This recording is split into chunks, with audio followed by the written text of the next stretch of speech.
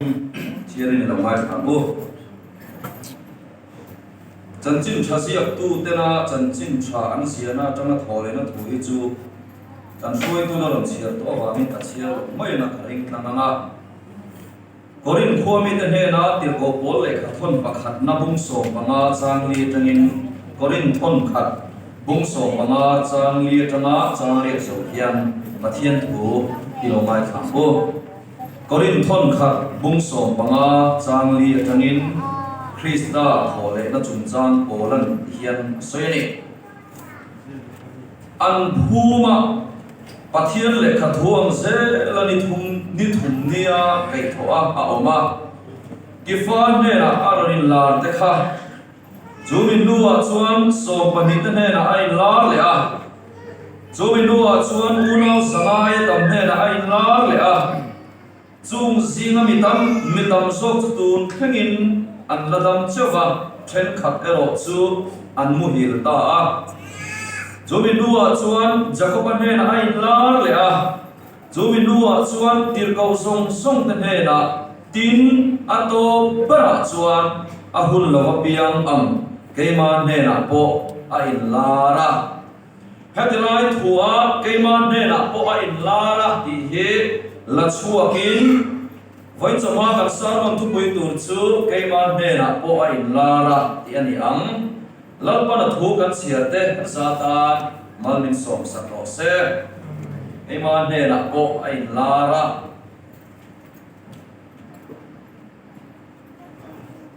sarmon ka soi zoi hana dalam tak han buat sai ka doa oinia hian chu chung ko pola in dan na ni dam kan in dan thin dan ni lo do ka program han buat sai kan doa kan ka suai tu te po la ka sio to a kan run lo moi la ti kha kan thang do na ti chuan kan ti dam tu na kina ka soi le thova ma sarmon ka soi zoa bu ka soi re do la fa chuan sarmon ka soi zoa on lama mi te a gallery mi te po ni se kan safain chung ko bil te in ai in dotin gelai muna hian in kai pualin a ching chi thai te chukan ching chi thai lo te po ding chungin a chung ko bil te chung ko nei lo po mal takaron kal te po kan mai thea tuma in kha sun lo tur ani in kan naw te po chung ko khat vek kan ni a bial thuma kan in sia manga bial khata group khata no manga bial khata group khata nom le anga bial khata group khata nom le anga chutiam chuanin nu le pa te bi le pu te azar moya pathian ne na in dan na hun danglam tak kan buat sei don ni ti kha kan ril ru lo in buat sei hian thainan kan han soi masa ani lali suwa kha kum edi som thum na hun lai april ni sari zir top ni thaya an kheng beta ti chuan athia juda te dana niata ma arwang kha phunge nge turani a ari mathai khuami josepha le nicodeman arwang annon kha a an sombola an buai puya phung turin an buasaya thana an phuma khati hunlai khan palestina ramdung le wanga mi tu po an thin an chung ka than he amma thei ang bela an ka thonge nge turani mase lal I suat hi le thole kara sabat atla ka wangin sabat nia eng ti thiam ani lova an kal thei lova ti chuan sabat alo zawa pathian ni kar khat chungan ni ma saber sunday chonni kan ti zinga vartiana zirmi tan saidan chuan zingda thumatanga daru in kara kan ti a mei che then khat chu I suwa thana chuan an pakal ta a ti chuan an va then chuan thang kongka a lung lo oma kha alo in lung sun ta a makhian te me maya an lu ta lali suwa ruang kha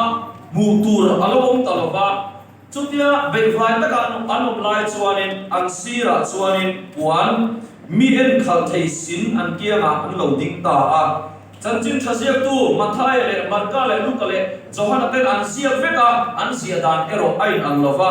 luka chuan hian asia ka enga tinge mithi singa minung in son heta ong to lo ve a tho le ta ti in chung mi ten den a chuan a lo sei ni hadiang zong hian han ngai to ta ila aluk le khak zong in ka ngai to na akala lali suwa kha cùng thum lẽ chân về rồi mà bố là không về là chụp khan zirtir atan so pan đi akhang fal đi cả chung ba cả chuan mà sao nó có sợi khan ala em là lý số khan duy tu em mai đi khiêm mặc tâm tập cái gì à an duy ber an speaker ber kha an thít mày à về vài kha ôm cái gì hun lại khan ala thâu lệ bốc xí là vậy suy tu cái là hoa ôm cái gì zirtir ta bộ khan tin mari magdalene te anu le apa khami juda kal char shima khan ama lo tran ve tu na tam ko khan sei tu hi wang duam ka tia lalpa tin lo zui ve roi se a thil mak te tia ma se a thit khat ani dali su a thit khat ani khati hun ala tho le mai ka ra khan asil hei tha on chu tiang zong chu in nei to na han ti kal sing te o a bei vai kha do ye ka fel tu ha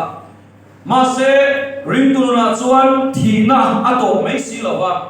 thì na alo chuan phum alo ma thil thi re chuan phum thin ni sana kam soya khan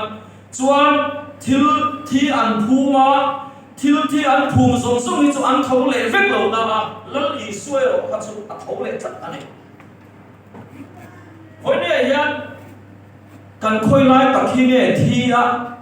kan khoi lai ka khi nge thau le ti po hi chiang chi alo te po hi kan mong ka ring that ane chu han soi fi kan du le a kemin han le thak ta ila good friday bo ro ka kan em lai ka khi nge thi ti kan sia lo chuan phum om sia kan bo mal pa phum om sia kan sia lo chuan tho le na to lan li so hi a thau le nei ani ti chan chin history anin thuakin vashe maila zirna tanin vashe maila kan tun rama hian lan li suwa tho le na chuan enge om sia ane lan li suwa thi na chuan phum ani na chuan enge om sia ane ni kha kan tun rama hian kan seng lu don lo reng not mai exam ang dong la ka so na hanin so poi cha ka tiat pen le pe par na nin pe ila question pathum chi siamela pakhat na chuan question number 1 a chuan i eng lai takhi nge thi kan ri lo chang mai mai tu tai la chuan apani na chuan khoi lai nge i eng lai nge an thu chuan apathum na chuan i eng lai khame tho le chung question pathum a chu in ang choba question hi paper in sem ta tu mai en ton oi mi lovin ron the lu le vek ta ila kan sam ne ka sa put mai kan em lai ta khine thi di po puiking sima po chiang chia lo hi ron thek ta ni a chan chu ring tu cover le kharau cover kan rong bo na cover ni chu kharau lam thil ani a mu thei lam thei khoi thei a ai mat ve lo wa thô lệ nó gắn đi tế thì nó gắn đi tế phù gắn đi tế khá ráo làm thiếu vết mù thầy lâu khôi thầy lâu hết đi á tất cả vật còn siết thầy lâu anh à cầm đi xa hiện vật còn siết thầy lâu anh à khá ráo làm thiếu vết anh vàng hiện mình bùi kính phê cái này tổ tập bộ hiện tham muốn là cái này nhiều lâu thầy mình đi ăn luôn tí nút lụt bài này lúc mà gặp phải chúng mình làm phone tụi thế thế gặp em thằng thấu xiết thấu in cả thế xiết atiya mi ron phone amang em chira ka thamuang thei mi lo nu thamuan mel pui thamuang mi si lo te pa thamuan mel pui patsang pui to sima se thamuang thei mi lo te ka bu thina ni chuan kan eng lai me thia kan eng lai me phum ti lai kha than le pui le lok seu ka duwa eden bo sian na awang khan kan kharau hi athia chuan kan kharau alo thi ve le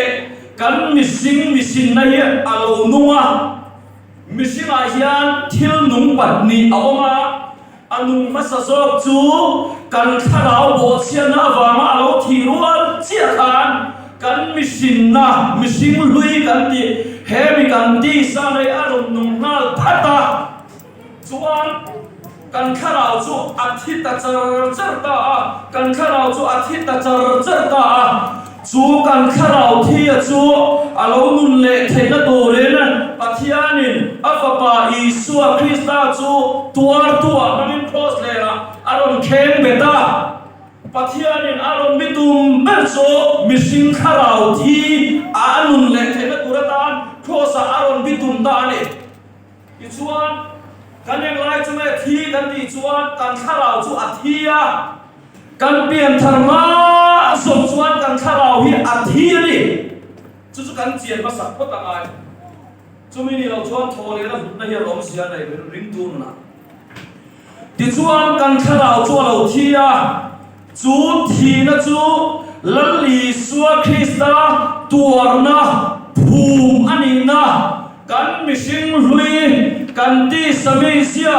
cross lera lalli suwa Krista chu atuar tua pathianin aron manga keima ani hi misual thita khen beta kani me lai khan Isu Krista chu atuar tua aron manga nangle ke kan missing hlui a chu kan missing hlui kan tharau thi ruala ron numa kha khosa chuan aron thi pui le ta chuan khana an phuma athilen lova chuan chu kan kharau thitak acho thole rual hian aron nung le ta ani hallelujah lalpa min chu pakinom ro se kan kharau thi to chu lalli suwa Krista a thole rual a thole nanun kharau thiang limin missing kharau thi to chu alo sing thar le ta chu mi kharau mi takana hetia ava bu fia che hian a chuma khan ama nilo nung tan kha lo om ta ni kia tian ava se thiam ta ni chu bola chuan tiam testimony a sai galatia bum ni chak son ni na Kristane na khen bein kom ta nima sala kan numani khen be asoi masa thina asoi masa ma se kan numani ate chuan achial le zona na soi sela keima ero chu kani tolo Krista chu keima anung to so kani tin alo soi fia chu ring tu na hian kan eng lai chia chu me thi kan eng lai chia chu me phu mani a kan eng lai chia hi ne thole ti kan sia fia si lo chuan history anga dananga kum khatsunga hun pui hi athia athole a good friday a chuan cross lampang kan status suba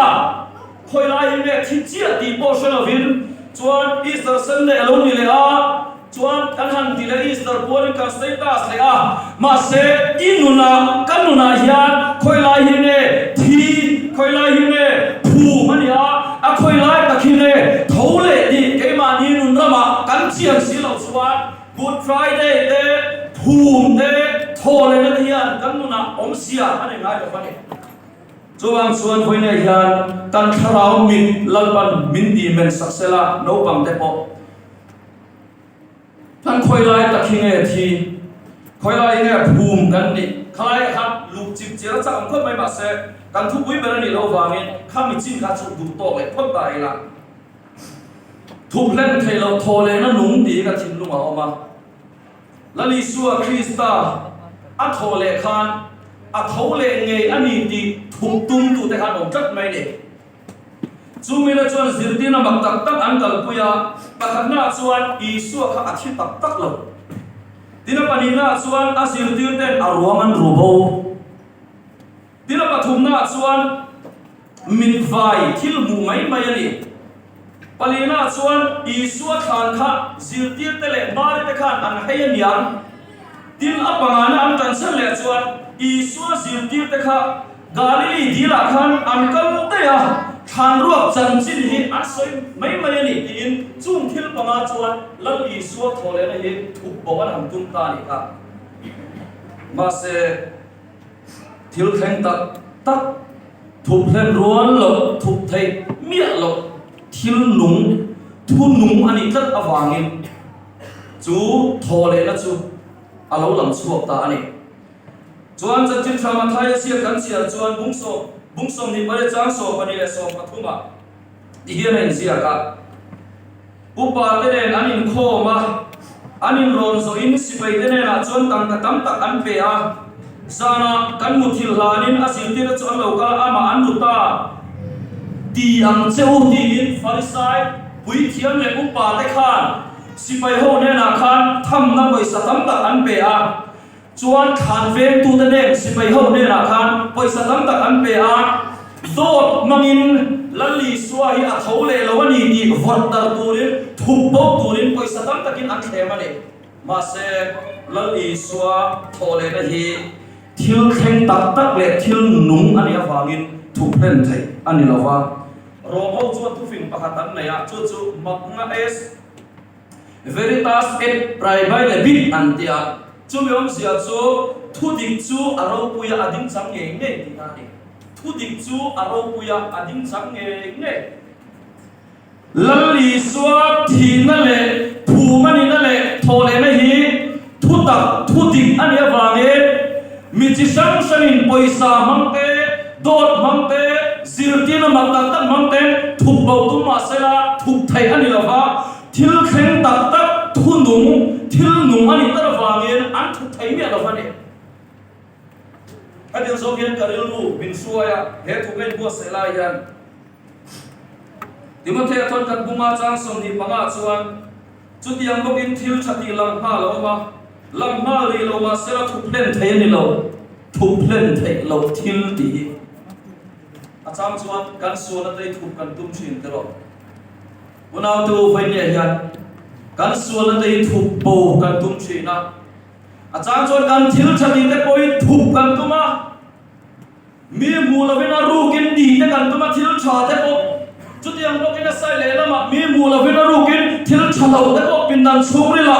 rong bol poi te mu phak lo wa kan ei ruwa tro kan siat ruwa kan chan pon tur ni mia lo thil te he kan thup ruwa akan khan kan se ruwa kan sak se a ma se bible in asoidan chuan thil chati lamha lo ma sela thup len the kan lo unaw du ta inu na thil kheng kha voinia hian tu emo bula chuan ila thup thai ani mai thai ma se engtik nia mo chuan alam don tho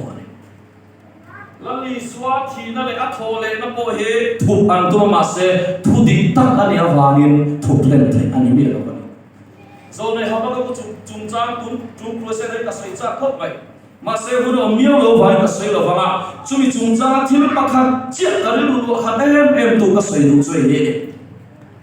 ha ba ku ka in la na khan shem na panga chung pik na panga kan huwa chung pik na pa di na khan corruption di tu ta chung pik na kan huwa ne bible na soidan suan inatana lung an mante inatana chogut brick balu an mante khan nakina chuan ke chu hetatana man turi kan nilowa ke chu hetatana man turi kan nilowa ti kha an ron puang chho ton ni kan nei sol kho pui chuma hian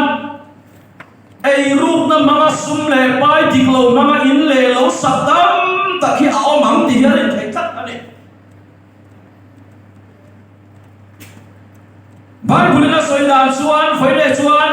bangatana brick kan remte bangatana block kan remte banatana cement kan remte hi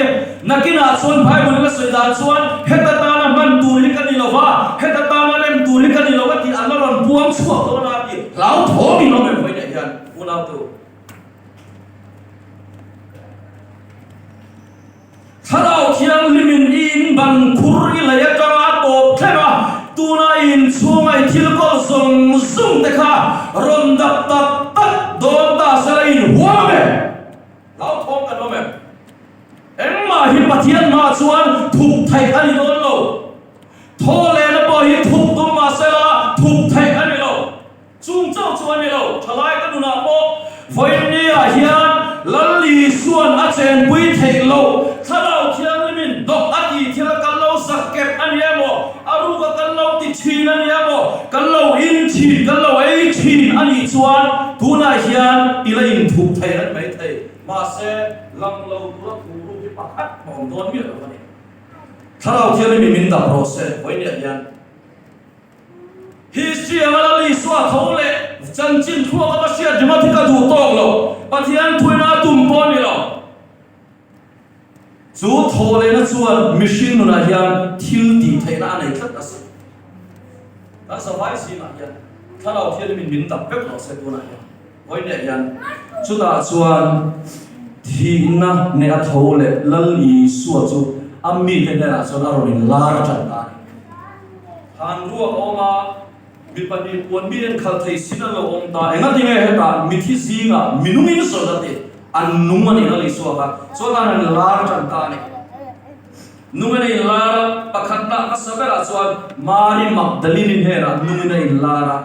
chuan Jerusalem pindan chungdunga hlaw me an ho tu ba ber thin ta si lo la tho le si lo khoya me a khan mo la an phuma a thin ta si khatia la tho ma khabom thela no me lai khan aron tho le an ne na khan aron la ta chuan asir tir te ne na ai la ra ring lo tu ring hel tu tho ma ne na ai la ra chuan thin lung lung chia la in sir moi ma te ne ai la ra ema ko ma thiam dun pani Cleopa thiam dun ne na ai la ra ai la se la vonya kan sarmon thu pui hi aron suak ta ola chuan hiam testimony alo saitani torin mi te ne na lekha thon na khan hian asoi ne an phuma pathian lekha thuang se lani thum nia kai thoi a oma pakhat na kifa ne na ai lara chu mi nuwa chuan mi som le pani na te ne na ai lar le a tina dot le pathum na chuan unau sangai tam ne na ai lar le a adot le chuan a soi le a chakopan ne na ai lar le a apamana soi le chu mi nuwa chuan tir ko zong song ne na ai lar le a sang riat na ti hian ti ta ani hei ka thu pui khan san ani ato pala chuan a hun lo va piang ke man ne na po ai lara ati avaro pi voi ne hian mari ne na in la na soi wala to lo wa petra ne na ai la ma soi to lo wa ke ma ne na po ai lara kan ti ve ya voi mo ani chu ta chu khala thian min voi ne ya atum ani ai ma ne na po ai lara ola chanchin ka siara ai sarum ka bo sela hian lali suati du da tu ani a lali suati du da la chan chuwa shanin lali suwa kha afa fuani lo wa ko shan ati du da ani ko shan ati du da khan ti ko le thil ti bung kwat sanga le ti ko le thil ti bung som ni pani chang ria na le ti ko le thil ti bung som ni paru chang som panga le som purba khan polan he thui asoi veka lalpa tunge inni ati a lalpa chuan iti du da I suwa iti du da kani he ti kha ola hian voi thum asoi le ola khan I suwa em tin nge ti du da kan ti chuan polan I suwa ti du da dang chu ko shan ho kha ati du da chu ko shan le I suwa Krista chu ai som that a ko shan chu Krista taksa ani a I suwa chu ko shan lu ani lu le taksa chu ai som thi nang khan Krista le ko shan hi ai som thata ko shan dai ne lo tu ni bei lo tu ni Krista taksa ani lu ne ai som that ani chu Olan hen ai lar tak chuan Isua iti du da kani eti a ma se korin mi tenena lekha athonna chuan a hun lo bia ke ma ne na po ai lar ti ato pa chuan a testimony lo sitan voine hian thole na ring tu te thole na nei tu te thole na chom pui tu kan sawa in kan ni Christian kan ni a eng tin lai ma chuan kan ne na numin aloi lar chop to ni tugin zinga po ka chom try nungin kan hen aronin lara aronin buang thar le a mun sang a thota tin otorok den ane sewoi ro te thenan thlei var lo asinga khovar bain var tiana a thota tin sunrise service kan ya lali suwa thole chu kan han buang rui me tuna obiak in tina chu thole na chu kan siat pui meu war tian kan han buang a ma se apoi mo lai ta chu ke man ne na po ai lara ti tu kan ni ve poi mo ni ke man ne na po ai lara testimony toy te kan sei te kum sang ni panga December tha khan zong tu ya harna lo thena revival lo thena chuda chuan kan ne na lali su ya ro ni lar ve ani thina ne thole lali su Krista chu kan ne na aro ni lar ve a nungin aro ni buanga zan ka churong bo tu pakhathian ka luchuma ku amata kalau cuma put amalai cuan kan he na anungin ai larani ti ka thiam lova ma se hun na lo kala ni ti an liama ka thiam tel tel pathian thu ta kom se ka thiam tel tela pathian la ma kalu thu tel tela chuan ai lar zela Salvation Army officer tura min ordain min commission don sana kan he na ai lar na ta ko punte tam tak an liam ko ma se khami sana kan he na alo in lar na kum sang ni le so pama kel kam harna kel kam biak in faranda la pakhat ma kan ne na lo in lar sam te ka hunte kumte ral to ma se la kan ne na ei ma ne na ai lara bo na tiang khan thei mil thei ani to lo unau du tak ma na khan in he na alo in lar chi na voinia bo yeri ne na nu in alo in lara alo in buang ane adala yelu chu chu pakhat ka nei chu emao ko ma thian dun panin te ne na in lar ani lali suwa thia thina tum chang chau khan sia thole na chhe lova emao ko panin kong a an kala ko har takin an ma ni pan chuan lali suwa chu local veta a chuan an ti chu ava som veta in chan ching nge an soi ti kha zo ta e tu lai thul thani shena nge ti an bula ama kha chu kal rek to e tu lai thul thani a shena nge tui chuan uncle zela khua alo tlai alo di an ni alo thak don chuan lali suwa krista chu ka in an chela kan ne na lo che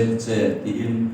an chunga luta zan ria til pui turin an som ta ni chuta chuan som tu ta nar ngai lo lali suwa chu ema kuma thian dun kliopa da thian dun ne na chuan aluta a in lara bible hi han enila lali suwa in larna lali suwa in buana nu ma in yan akhat zo vek ani chu hoine yan keima ne na po ai lara ti thupuya kar san ani ato lama chuan ne soila kan babu number zale somni le pariat na khan anun wangin lom na takkanai anun wangin dau na abo ti la an ko a hela hi glory ge da kap ani a khati hun lai khan kum sa khat zakwale somru khun cholai velani a hun har satak khati hun lai khan an to kani aram kum le nam kum in hun har satak an to me pialama afa pathum na tura pai mek lai ni a afa pathum na tur apai mek lai nei tura ai bo sai mek lai apasal nuna bil ge dar ni apasal chu har sanana men lo alo theng tat maya natna mak takina tha bo tat mai ni apasal chu chuda chuan an sum kwa chu boi nei na tuam ta ani fa pathum na nei turai bo sai mek lai apasal chu tom bo lo ni lo sela hei a do tat mai ni a do tat maya ma se chu ti hun lai chuanin hei theology mak takaran suak ta god is there theology pathian athi ni ti kha mitam takin anon fortar ta be sei tu ri an nei reng lo mai ni mitam tak chuan ma se glory ge da chu san khat chu hei nu in now hetia akua nu uok na boya fa te thamuang takan mang mai hian lali suwa krista thole na nunglu tu chuan aron tuam ta nungin ane na chona ronin lar ta thamona mak tak mai chu glory ke dar chuan alo nei ta chuan he la hi aron phuat chuak ta ni kan to po hian number zale somni le pariat na ni a kan sial lo kame chang khane thunan cho e fa ba i su ka thiani na tir mangai ti dam ngai dam turin min chan dam na nung turin a thi than ruak in chan dam tu nung ti min sia tir anun wangin lo na tak ka nei anun wangin lo na abo hei ka sia balam hun avong nun ning lovin kanun ka mang anun wangin mitam tak pathian athi ti theology ron chuaka be domina noma mala mun an thira be segan nei lo ma se chu mi hun lai chuan anun wangin lom na tak ka nei ti ha kha glory ge da chuan aron pho chuak ta thole na la pathian in voini thega mitin rem te na alak man la lan re ngani voina hian be se bo te kanom thina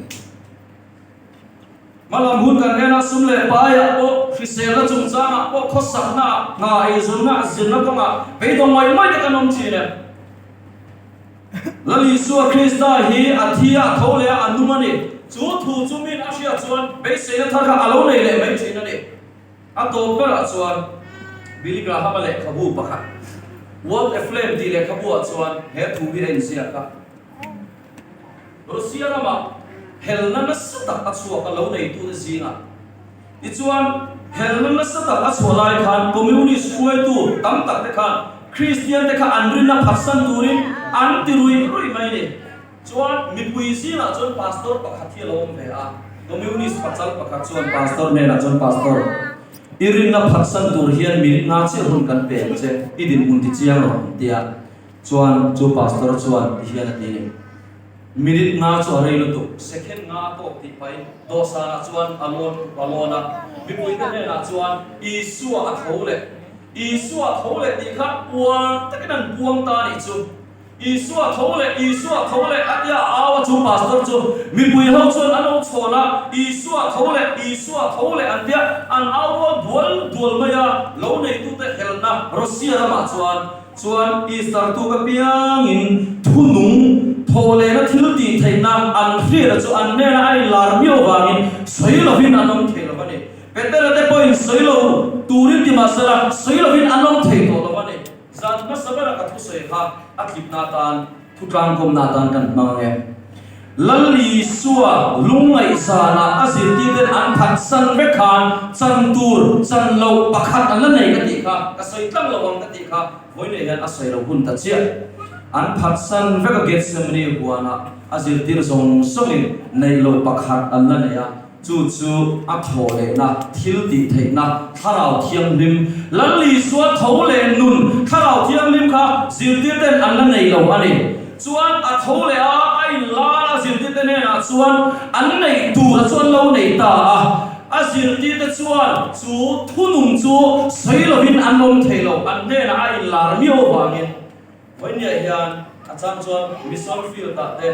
missionary harsa tak anom china he thole na che he an be se ani mi tam tak chuan khowela be se tu nei re lo te poi thole na lalli suwa in lar nung che he an be se khat ani in he na po nungin ai in lara kan he na po nungin ai in lar ani a to ber tak tak a chuan he kala san tu he yang hian kan soilok te thole na ni ya hian chung kwa apoi mo ber ti kan sian non le apoi mo a tu lai hian na chuak tharan tia chu chung ko boy ani mi chung kwa abuaya chung ko boy tam tak anei zol ko pui le tlang mun kil khor ber tengin setana hian chung kwa min be na sem em ani chuan chu te mangkara chuan Cleopa da thian durin an ne na cheng turin isuan so mangkhan he lai kan sadon ani dam chung toy te a he hi apoi mo ber I soi le to min chung ko in dam mo nei chan theina nang lei chung te chu chan nam na ba soi lu to pa ka no mani chuan pa in ma la ni sela when we come to see ha pa ka no la wani koi mu in ma la ni sela pi le pu te koi ma ni tu le fa te lai mo na hian moi le khata kan ti rual dual thei don la ba lai kan thei te che pa wangin he lai sila te ko hian non kalama chuan chung ko pakhat zer chuan thin kan tong trai na te kan in kai ko lama chung ko bil te kha lalpan ne na lom thu kan soyanga kan ne na lawin lara wang te mal min so ma wang te min choi wang te din chung ko in lan la hun te kan nei thar le do ni ato bera chuan keiman ne na por ni lara atiang khan voine yan keiman ne na por ni lara kan ti vek thei tu rin lalpan thu kan sei te mal min so se